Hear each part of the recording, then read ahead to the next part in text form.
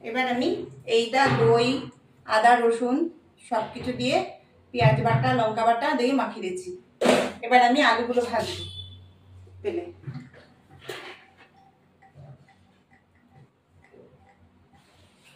এবার আলুগুলো দিয়ে দেবো, মানে সব রকম একটু হালকা ভাজা হলে ভালো হয়। এবার দিয়ে ফিরে আসছি, ভাজা হোক তারপর ফিরে আসছি। এবার আলুগুলো হয়ে গেছে, তুলে ফেলবো।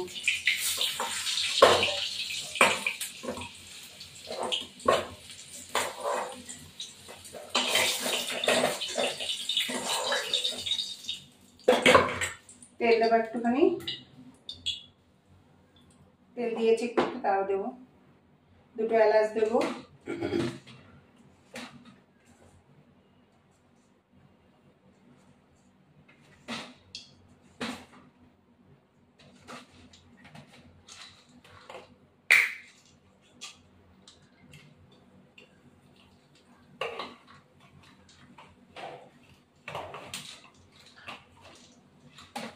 একটু ঘি দেবো।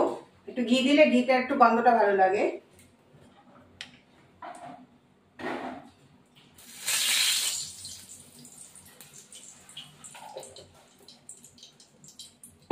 চিনি দেবো,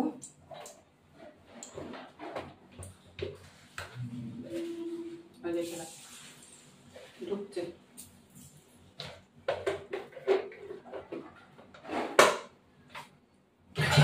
এবার এই পেঁয়াজটা ভেজে দেবো।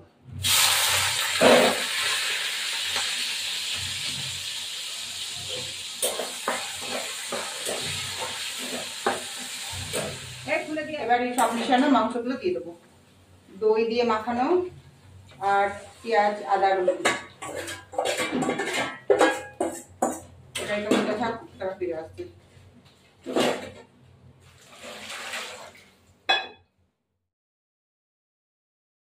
এবার আলুটা দিয়ে দিলাম, দিয়ে একটু কষবো।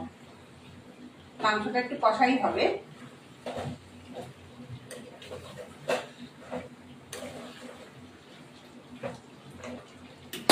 একটু জল দেবো এখন, মাংসটা একটু কষাই হবে।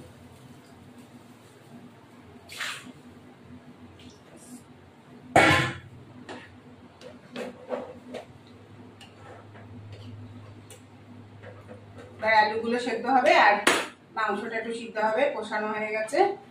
এবার একটু ঢেকে রাখি। আমি একটু গরম মশলা দেবো,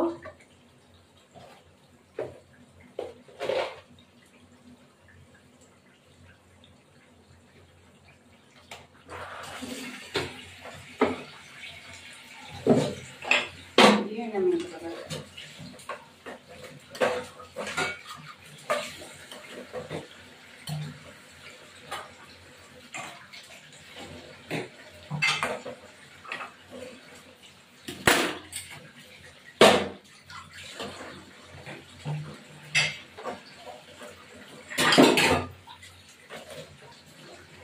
এবার আমার হয়ে গেল, এই আমার কালার মাংসের।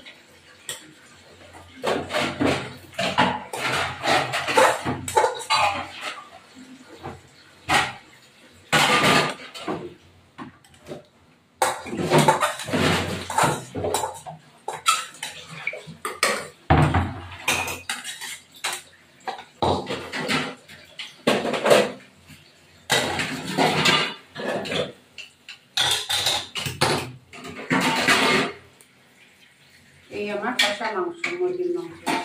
আমার এই ভিডিও ভালো লাগলে একটা সাবস্ক্রাইব করুন।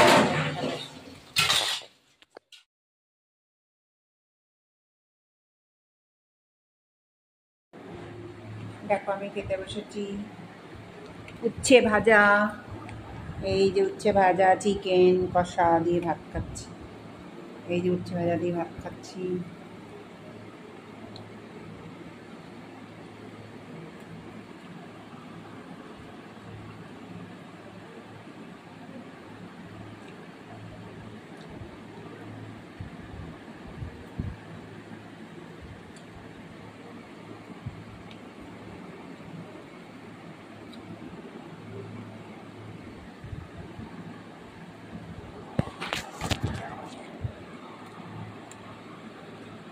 এই যে ভাত খাচ্ছি, উচ্ছে ভাজা, চাল কুমড়ো আর হলো লোটে মাছ।